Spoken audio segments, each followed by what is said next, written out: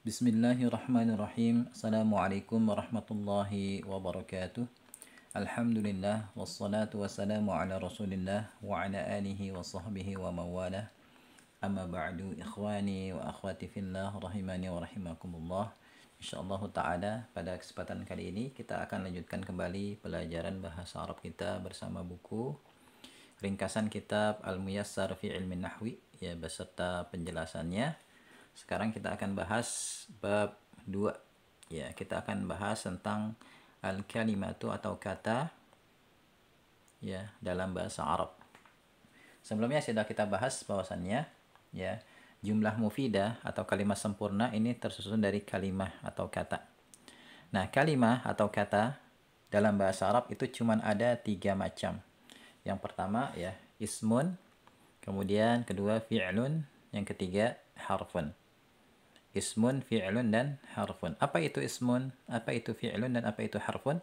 Ya, kita akan bahas di bab 2 ini. Silakan antum buka halaman 17. Ya, kita baca dulu ya. Al-kalimatu.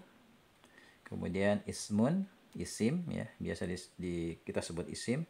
Fi'lun, biasa kita sebut fi'il. Dan harfun, biasa kita sebut huruf. Dan saya sarankan antum ya, coba berlatih menuliskan kata-kata ini. Ya, istilah-istilah yang diberikan ini antum coba latih menuliskannya di buku tulis ya. Kalau bisa ditulis yang banyak supaya semakin lancar ya menulis bahasa Arabnya dan semakin bagus. Ya, dan juga bagi antum yang ingin mengajarkan bahasa Arab itu nanti harus bisa nih menulis kata-kata seperti ini ya supaya nanti jangan sampai salah tulis ya, sebab banyak orang yang ketika mengucapkan kata dalam bahasa Arab itu bisa, tapi ketika disuruh menuliskan belum tentu bisa, makanya perlu latihan dan pembiasaan ya. Penjelasannya ya, dalam bahasa Arab kalimah atau kata itu terbagi menjadi 3, isim, fi'il, dan huruf. Nah, dari isim dan fi'il dan huruf ini nanti bisa kita susun menjadi jumlah mufidah, dan dari jumlah mufidah ini bisa kita susun menjadi tulisan yang berlembar-lembar banyaknya. Jadi kalau kita misalnya membaca Al-Qur'an atau membaca hadis ya, atau membaca kitab-kitab para ulama, itu sebenarnya hanyalah tersusun dari isim, fi'il, dan huruf. Iya. Jadi kata dalam bahasa Arab cuma ada 3, yaitu ismun, fi'lun, dan huruf. Yang nanti dengan isim dan isim, fi'il, dan huruf ini nanti kita bisa susun menjadi jumlah mufidah, dan dari jumlah mufidah bisa kita susun menjadi ya tulisan yang berlembar-lembar banyaknya. Kita bahas satu persatu ya. Kita bahas tentang isim dulu ya, seputar isim. Silakan kembali baca bukunya. Isim adalah kata yang menunjukkan 8 hal. Ya, kalau di kitab yang lain ya, ada definisi yang lain. Ada yang mendefinisikan isim itu kata benda. Ada yang mendefinisikan isim itu kata yang tidak terikat oleh waktu dan lain sebagainya. Tapi saya ingin di sini memberikan definisi yang insya Allah lebih mudah ya untuk dipahami oleh para pelajar pemula. Ya. Jadi isim adalah kata yang menunjukkan 8 hal. Pertama, menunjukkan manusia. Ya, contohnya Zaidun. Ya, Zaidun ini menunjukkan manusia. Yang kedua, menunjukkan hewan. Asadun, artinya singa. Yang ketiga, menunjukkan tumbuhan seperti syajaratun, ya, pohon. Kemudian yang keempat, maknanya itu menunjukkan benda mati seperti jawalun, HP.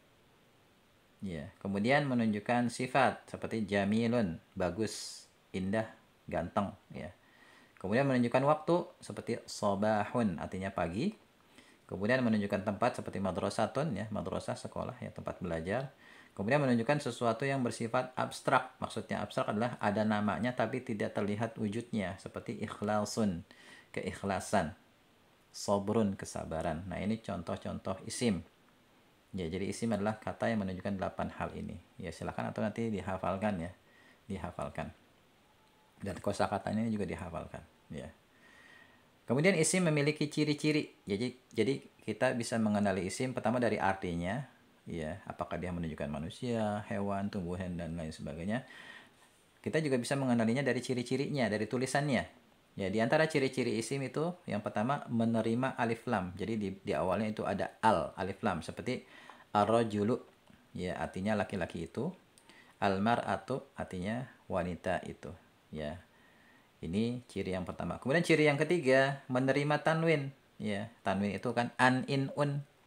yang sudah kita pelajari, ya dhammatain, fathatain, kasratain, ya seperti rajulun, seorang laki-laki, imra'atun, seorang wanita.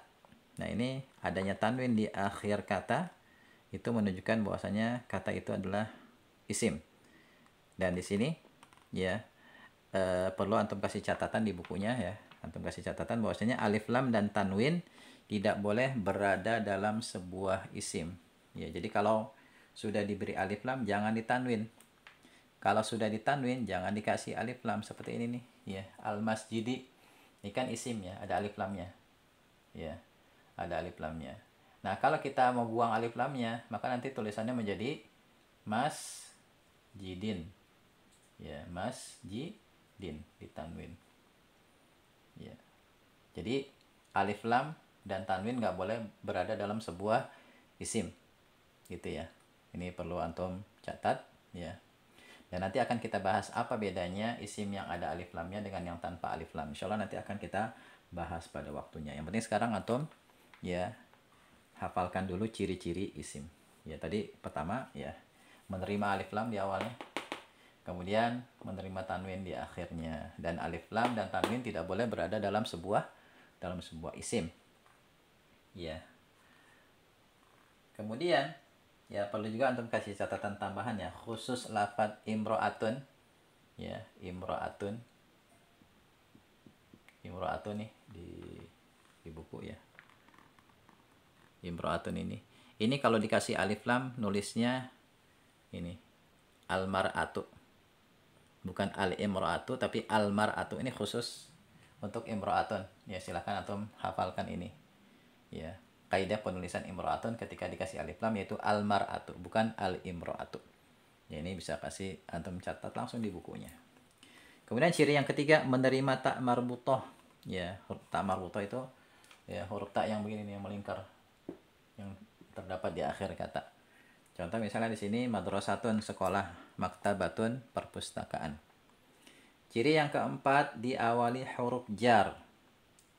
Ya, contoh huruf jar itu min, misalnya minal baiti. Ya, minal baiti. Dari rumah ilal masjid, ke masjid. Min itu huruf jar. Ya.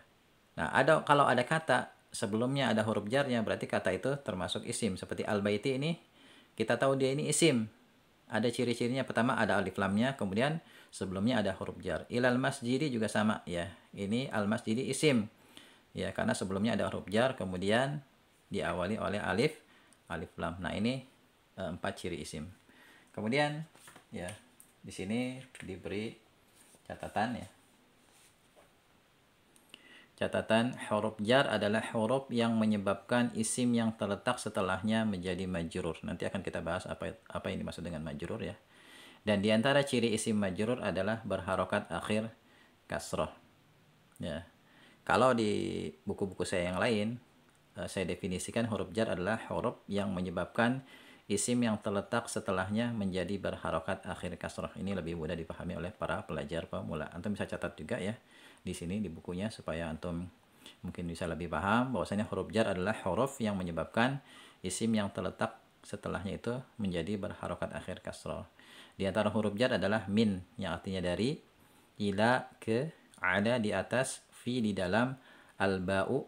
Ya, al-ba'u ini nanti penulisannya itu bi ya. Dan alamu penulisannya itu li ya. Al-ba'u itu nanti pada penerapannya itu adalah bi seperti ini. Kemudian alamu itu li. Ya, karena nanti ya ada kaidah penulisan kata yang tersusun dari satu huruf hijaiyah. Ini kan kata yang tersusun dari satu huruf hijaiyah. Huruf ba dan huruf lam.